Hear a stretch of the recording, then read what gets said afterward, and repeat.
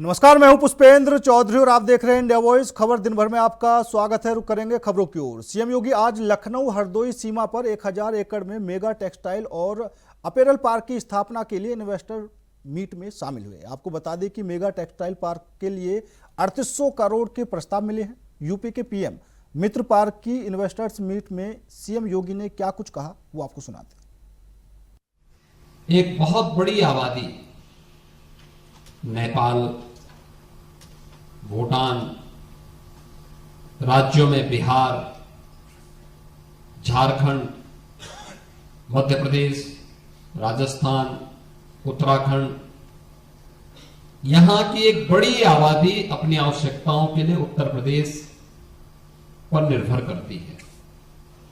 यानी आज के दिन पर अगर आप कह सकें तो दुनिया का सबसे बड़ा उपभोक्ता बाजार अगर कहीं पर है तो उत्तर प्रदेश है और उत्तर प्रदेश में है। जीवन की 3 महत्वपूर्ण आवश्यकताएं होती हैं, उनमें से वस्त्र भी एक महत्वपूर्ण आवश्यकता है। और आज के समय में हम अगर उसके अनुरूप मार्केट की डिमांड के अनुसार उस प्रकार की एक व्यवस्था दे सकें, एक ही स्थान पर यहां पर बुनाई भी हो, रंगाई भी हो, छपाई भी हो और उसकी पैकेजिंग भी हो, उसकी डिजाइनिंग भी हो, ये सभी कार्य एक ही स्थान पर करने की सुविधा अगर कोई दे सकता है तो वह पीएम मित्रा पार्क दे सकता है। और इसलिए इस अवसर के लिए आप सबको आमंत्रित करते हुए मुझे अत्यंत प्रसन्नता की अनुभूति हो रही है। इस कार्यक्रम के पहले मैंने यहां पर अलग अलग फील्ड से जुड़े हुए उत्तर प्रदेश के इन्वेस्टर से भी एक सामान्य मुलाकात मेरी हुई थी, जिसमें अडानी पोर्ट से, यहां पर आपके ग्रेटर नोएडा से आए हुए श्री ललित ठकुराल से, कर्नल एस कपूर से, 9 हाइजीन केयर से श्री अमर तुलसियान से,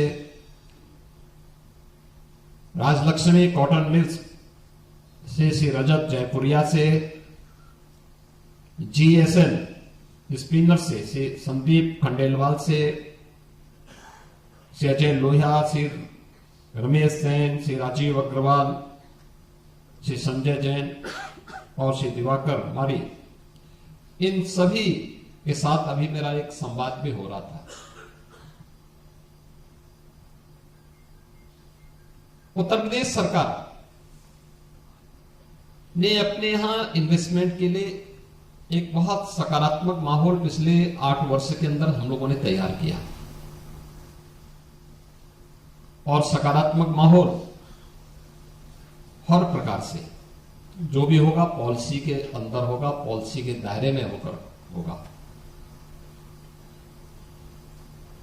इसके लिए 33 सेक्टोरियल पॉलिसीज के साथ उत्तर प्रदेश देश का पहला राज्य है जिसके पास इतनी पॉलिसीज हैं अलग अलग सेक्टर से जुड़ी हुई।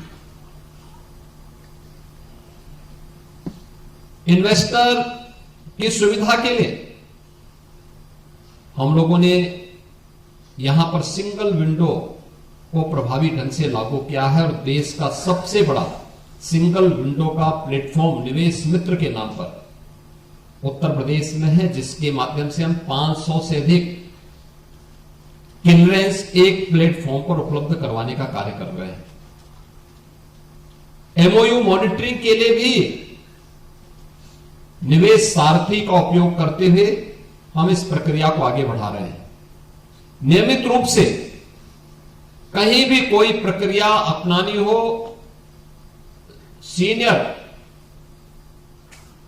अधिकारियों के साथ साथ मैं स्वयं भी इस मामले में समय समय पर इसकी समीक्षा करता हूं कि किस क्षेत्र में कौन से एनओसीज में क्या समस्या आ रही है और उस समस्या का कारण क्या है, उसके निवारण के मार्ग भी हम लोग वहां पर निकालते हैं।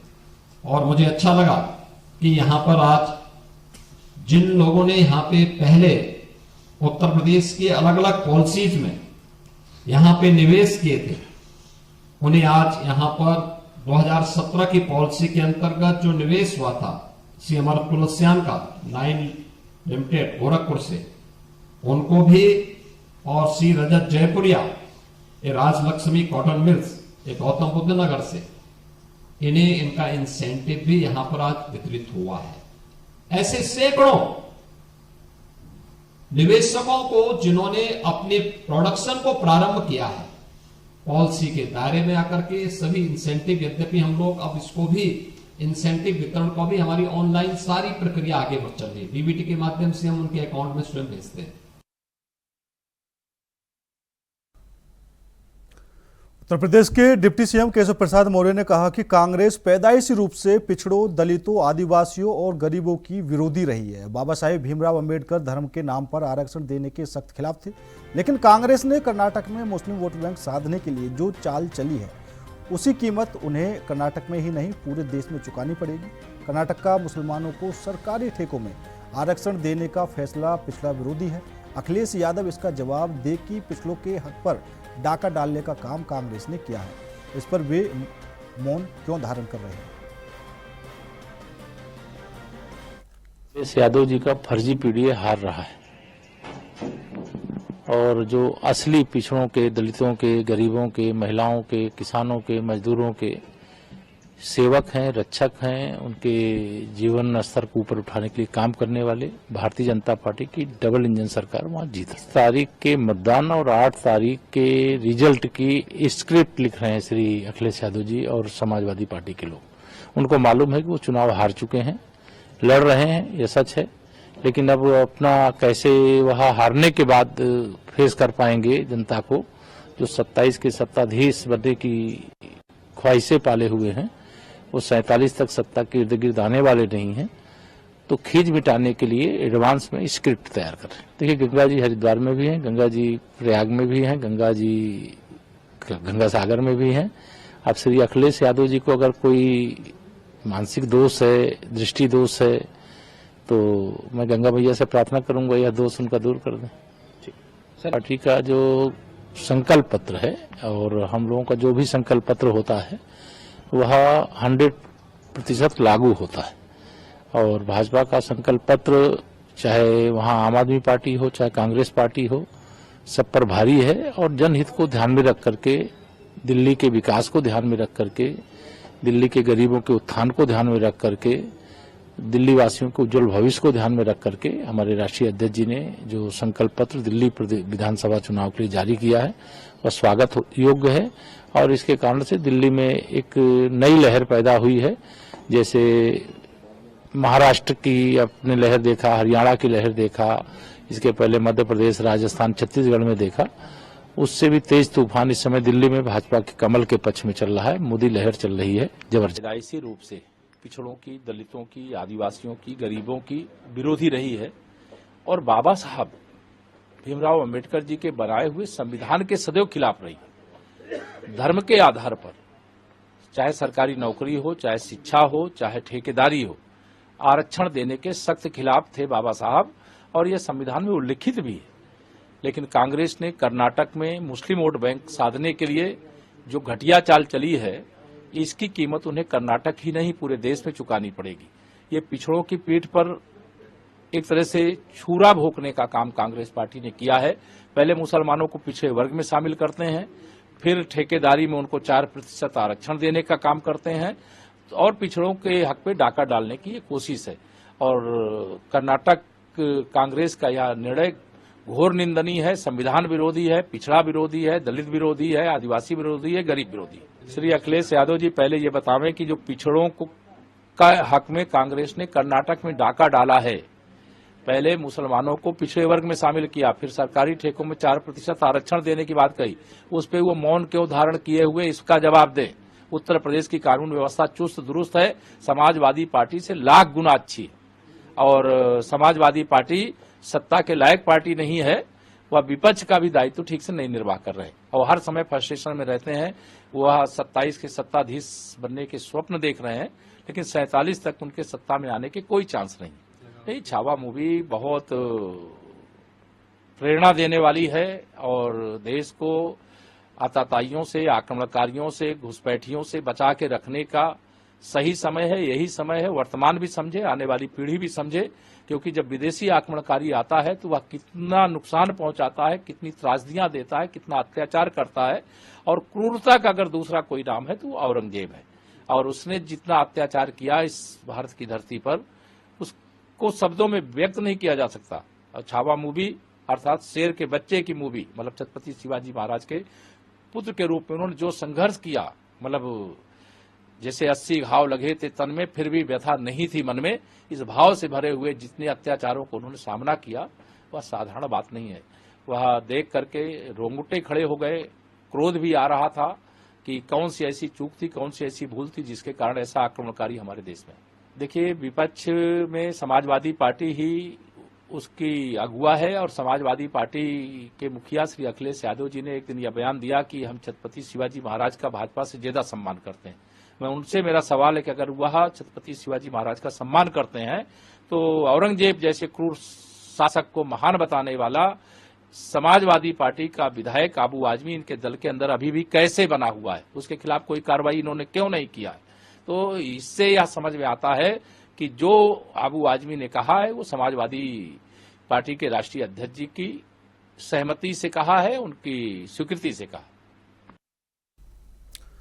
खबर लखनऊ से है, जहां मलिहाबाद में जघन्य हत्याकांड का मुख्य आरोपी अजय द्विवेदी पुलिस मुठभेड़ में ढेर हो गया है। 1 लाख के इनामी अभियुक्त को पुलिस ने जवाबी कार्रवाई में गोली मारी, जिससे मौके पर उसकी मौत हो गई। मौके से 9 mm की पिस्टल और बाइक बरामद हुई। आपको बता दें कि अजय लखनऊ से हरदोई भागने की फिराक में था। अजय ने अपने भाई दिनेश के साथ मिलकर एक महिला के साथ हैवानियत की थी। दरअसल पूरा मामला ये है कि दिनेश और अजय ने 2 दिन पहले एक महिला को आलमबाग से ई-रिक्शा से लाकर मलिहाबाद के वजीद नगर में आम के बाग में मौत के घाट उतार दिया था। वहीं अब इस मामले में पुलिस को बड़ी कामयाबी हाथ लगी।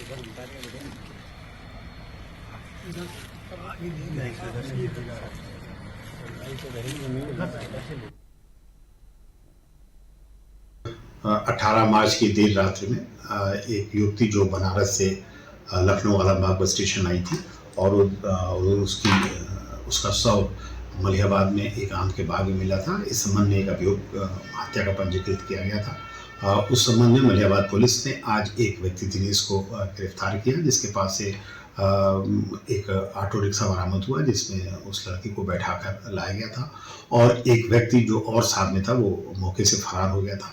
पूछताछ पर दिनेश ने ये बताया था कि उसने और उसके भाई, जिसका नाम अजय है, ने मिलकर इस घटना को वारदात को अंजाम दिया था। आज सवेरे से ही मलिहाबाद पुलिस और लखनऊ क्राइम ब्रांच की पुलिस और ठाकुरगंज की पुलिस ने लगातार इसका सर्च अभियान चला रखा था कि जो भागा हुआ अजय है उस पर उसकी गिरफ्तारी कर सके। रात में ये पता चला कि आज वो अजय अंधेरे में हरदोई निकलना चाहता है। इस सूचना पर लखनऊ और हरदोई रोड पर जो मलिहाबाद से गुजरती है वहाँ पर घेराबंदी की गई और एक संदिग्ध मोटरसाइकिल को जब रोकने का प्रयास किया गया तब उस व्यक्ति ने गाड़ी मुख्य सड़क से कच्ची सड़क पर उतार दी और उतारने पर उसकी मोटरसाइकिल गिरी और उसके बाद वो पैदल भागा और भागते समय उसने पुलिस पार्टी पर फायर भी किया। पुलिस पार्टी ने भी आत्मरक्षार्थ फायर किए जिससे वो घायल हो गया और उसको तत्काल CSC में भेजा गया और वहाँ से उसको ट्रामा सेंटर रेफर कर दिया गया। और इसके साथ जो उसके पास से जो एक देसी तमंचा और 2 मोबाइल भी बरामद हुए, जिस मोबाइल में उसमें से एक मोबाइल वो मोबाइल था जो उस मृतक युवती का था जिसको उस घटना के दिन इसने उसे छीना था। इस संबंध में आवश्यक कार्रवाई आवश्यक है कि जो अजय नाम का व्यक्ति है इससे पुलिस कमिश्नर लखनऊ महोदय की तरफ से 1 लाख रुपए का इनाम भी घोषित था। दिल्ली एम्स का 49वां दीक्षांत समारोह आयोजित किया गया। समारोह में मुख्य अतिथि राष्ट्रपति द्रौपदी मुर्मू और स्वास्थ्य मंत्री JP नड्डा भी मौजूद रहे। राष्ट्रपति द्रौपदी मुर्मू ने समारोह में बेस्ट परफॉर्म करने वाले डॉक्टरों को गोल्ड मेडल और 8 पूर्व फैकल्टी को लाइफ टाइम अचीवमेंट अवार्ड से सम्मानित किया। कुल 1886 छात्रों को डिग्री प्रदान की गई, जिनमें पीएचडी, एमबीबीएस और एमडी शामिल हैं। इस दौरान राष्ट्रपति द्रौपदी मुर्मू ने संबोधन भी किया और वहीं स्वास्थ्य मंत्री जेपी नड्डा ने कहा कि चाहे मेडिकल एजुकेशन की बात हो, रिसर्च या हेल्थ केयर डिलीवरी की बात हो, एम्स एक लीडर बन चुका है। चाहे सांसद हो, गवर्नर हो या अन्य प्रतिनिधि, हर कोई अपने अपने क्षेत्र में एम्स खोलने की मांग करते हैं। AIIMS has played in healthcare not only nationally but also globally. It is indeed a proud made in India success story and is a model worthy to be emulated across the country. In the 69 years of its existence, the brand AIIMS has stood the test of time because of its commitment to values. The AIIMS has nurtured some of the finest medical minds, and its alumni have been heading various top hospitals and medical colleges not only in India but also abroad. It has also been at the forefront of groundbreaking research, particularly during global health emergencies like the COVID-19 pandemic.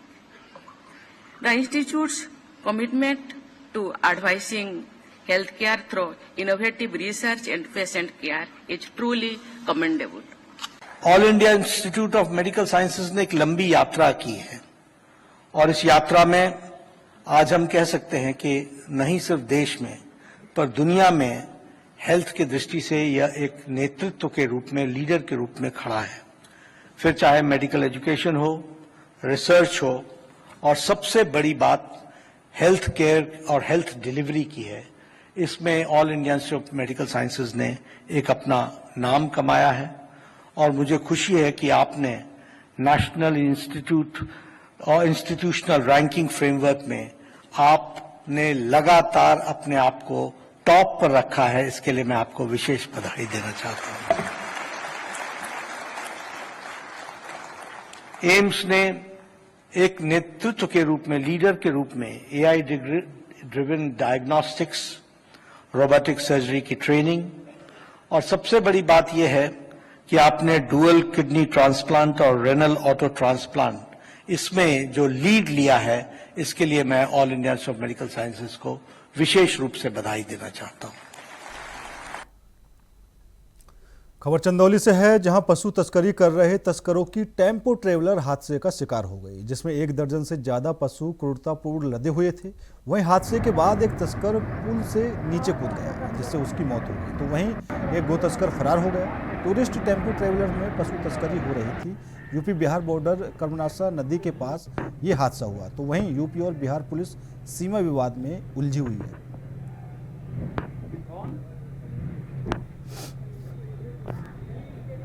मैं शरद सिंह अधिवक्ता, बनारस कचहरी का, और गांव मेरा नौबतपुर है।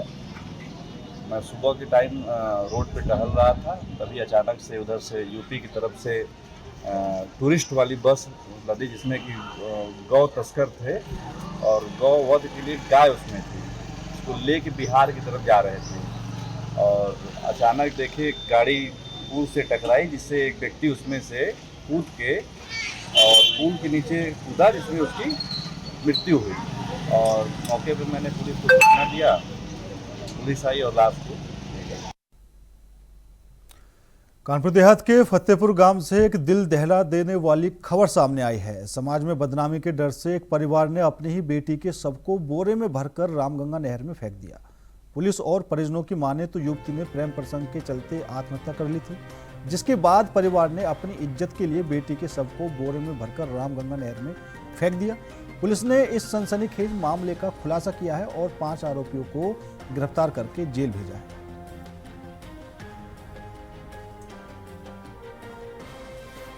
जिसको थाना शिवली पर एक लड़की की गुमशुदगी अंकित की गई थी, जिसकी जांच पुलिस द्वारा प्रारंभ की गई। तो दौरान जांच ज्ञात हुआ कि दिनांक 16/3/25 को एक अज्ञात लड़की का शव जो है थाना सचेनी क्षेत्र में रामगंगा नहर से बरामद किया गया। जब उक्त अज्ञात शव की मिलान गुमशुदा लड़की से किया गया तो दोनों एक ही पाए गए। दौरान जांच ये तथ्य प्रकाश में आया कि उक्त लड़की का किसी युवक से प्रेम प्रसंग चला था, जिसका उसके घर वाले काफ़ी विरोध करते थे। इसी से शुभ होकर 14/15 की रात्रि में उस लड़की द्वारा कोई जहरीला पदार्थ खा के आत्महत्या कर ली गई। आत्महत्या करने के उपरांत घर वालों द्वारा एक राय होकर उसकी माता, उसके पिता, उसकी बहन तथा उसके ताऊ द्वारा लड़की के शव को ठिकाने लगाने की योजना बताई। इसी योजना के तहत उसके पिताजी तथा चाचा द्वारा अपने एक रिश्तेदार के साथ मिलकर लड़की के शव को थाना सचेनी क्षेत्र में रामगंगा नहर में फेंक दिया गया। पुलिस द्वारा ये तथ्य प्रकाश में आने के उपरांत दिनांक 18/3/25 को अभियोग पंजीकृत किया गया।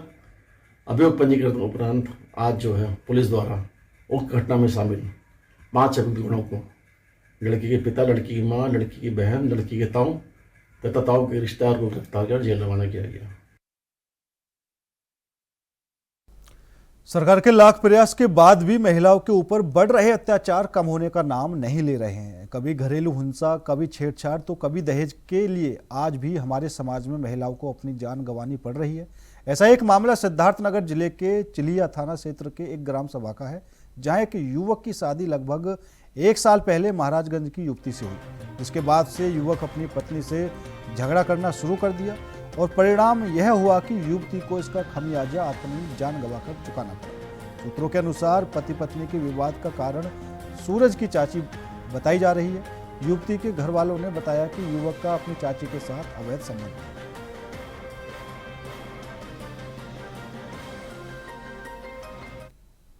हमारे गांव की लड़की वहाँ गई थी, हम लोग पता बाद में सूचना पड़ा, पुलिस वाले के द्वारा सूचना पत्र मिला कि लड़की की डेथ हो गई। हम लोग पहुँचे तो किसी को सूचना से हम लोग को पता चला कि ये फांसी लगा के मर गई है। फिर बाद में जब चौकीदार से पूछा गया कि लाश आपने उतारा है, तो उन्होंने कहा नहीं हमने उतारा है, गमछा बगल में था और लाश नीचे थी और उसके गले में दाग लगा हुआ था। यही चौकीदार बताए हमको। 11 महीने पहले शादी हुई थी, सूरज चौधरी के साथ हुआ था, कप्ता चौधरी। अब वहाँ तो पुलिस वाले तो कुछ नहीं स्पष्ट बताए हम लोगों से, लेकिन इसके मैके के हिसाब से हुआ कि आपस में कुछ झगड़ा झंझट कर रहे थे, कुछ गाड़ी वगैरह कुछ सामान वामान के लिए। भाई देखिए, जब जिस हिसाब से चौकीदार बता रहे थे, रुमाल बगल में गिरा हुआ था, लाश इधर थी, तो ये चौकी इंचार्ज उतारते लाश को तो हम लोग समझ में आता कि भाई चौकी इंचार्ज उतारे लाश को, आत्महत्या कर लियो। इससे तो ये लगता है कि उसकी हत्या। रामपुर पुलिस की 2 थाना क्षेत्रों में अलग अलग बदमाशों के बीच मुठभेड़ हो गई। थाना मिलक खानम पुलिस और बदमाशों के बीच जमकर मुठभेड़ हुई। बदमाशों ने गश्त के दौरान मिलक खानम पुलिस पर फायरिंग की। जवाबी कार्रवाई में एक बदमाश के पैर में पुलिस की गोली लगी। आपको बता दें कि बदमाश फिरोज पर दर्जनों मुकदमे दर्ज हैं। घायल बदमाश को पुलिस ने इलाज के लिए जिला अस्पताल में भर्ती कराया। कल मिलक खानम थाने की पुलिस चेकिंग में थी। उसी समय एक गाड़ी में 2 व्यक्ति आते हुए दिखे, जिनको रोकने की कोशिश की गई। दोनों व्यक्ति नहीं रुके। पीछा करने पर उन्होंने पुलिस पार्टी पर जान से मारने की नीयत से फायरिंग कर दी। पुलिस ने आत्मरक्षा फायरिंग की, जिसमें एक बदमाश को गोली लगी। एक बदमाश मौके से भागने में सफल रहा, जिसकी कॉम्बिंग की जा रही है। उनसे जो पकड़ा गया बदमाश है, उससे वो गाड़ी और तमंचा, कारतूस वगैरह बरामद हुआ है। विस्तृत पूछताछ की गई है, तो उस पर करीब 1 दर्जन मुकदमे कायम हैं। विस्तृत पूछताछ कर उनके विरुद्ध आवश्यक विधिक कार्यवाही की जा रही है। दूसरी मुठभेड़ थाना स्वार क्षेत्र में हुई है, जहां पर पुलिस को ये सूचना प्राप्त हुई थी कि कुछ लोग गोकशी करने के चक्कर में घूम रहे हैं। इस सूचना पर पुलिस पहुंची थी। जैसे ही पुलिस पहुंची और पकड़ने का प्रयास किया, उन्होंने पुलिस पार्टी पर जानलेवा हमला किया, फायरिंग की। पुलिस ने आत्मरक्षा फायरिंग की, जिसमें दोनों बदमाशों को गोली लगी है। उनको इलाज के लिए हॉस्पिटल भेजा गया है। विस्तृत पूछताछ की गई तो पता चला कि ये पहले भी गोकशी के कार्य में लिप्त रहे हैं और इन पे 25,000 रुपये का इनाम पूर्व से घोषित था। इनकी गिरफ्तारी की गई है। पूछताछ करके अग्रिम कार्रवाई की जा रही है। फिलहाल मेरे साथ इस बुलेटिन में इतना ही। बाकी देश और दुनिया की तमाम खबरों के लिए देखते रहिए इंडिया वॉइस।